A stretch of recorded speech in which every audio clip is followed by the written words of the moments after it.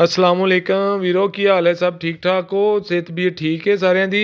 ਤੇ ਜਨਾਬ ਮੈਂ ਕਿਹਾ ਮੈਂ ਆਪਣੇ ਦੋਸਤਾਂ ਨਾਲ ਸ਼ੇਅਰ ਕਰਾਂ ਕਿ ਅੱਜ ਟਿਊਨਿੰਗ ਕਰਾਉਣ ਆਇਆ ਜਨਾਬ। ਟੋਟਲ ਜਰਨਲ ਟਿਊਨਿੰਗ ਹੈ ਜੀ ਜਨਾਬ।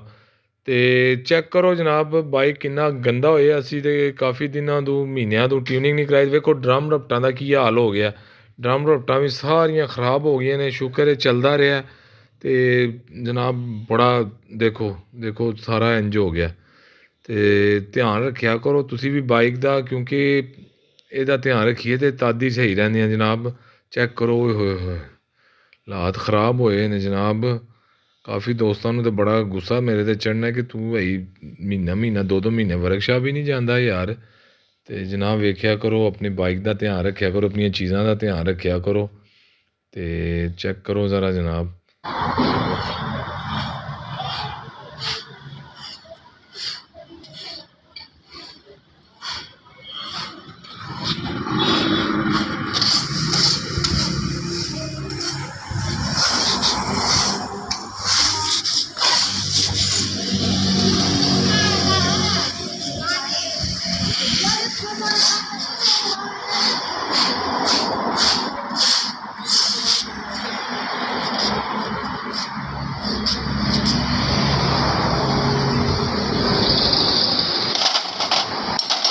लो जनाब समान चेक करो जनाब। हूँ उस्ताद हर डीजल लिया के दिता है।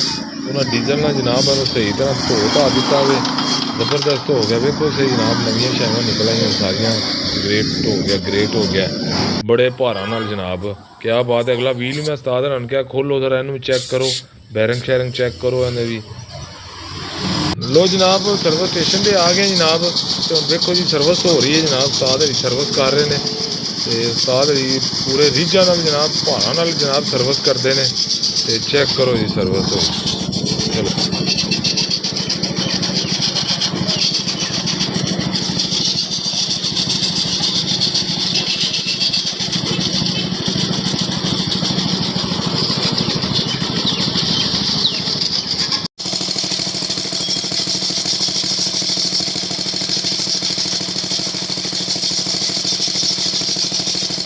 जी अस्सलामुअलैकुम वीरो की हाल है? ठीक लो जी असी सर्विस करा के आ गए बाइक ਨੂੰ जनाब। फुल सर्विस अज करवाई है, ट्यूनिंग श्यूनिंग ये वो। मैं ਤੁਹਾਨੂੰ ज़रा कर दी ਹੁਣ ਘਰ आ गए जनाब। तो इंशाल्लाह फिर नैक्सट व्लॉग ਤੁਹਾਨੂੰ देखो जी पूरी लश पश हो गई जनाब, पूरी भारा नाल हो गई है। क्या बात है। ठीक है जी, रब रखा।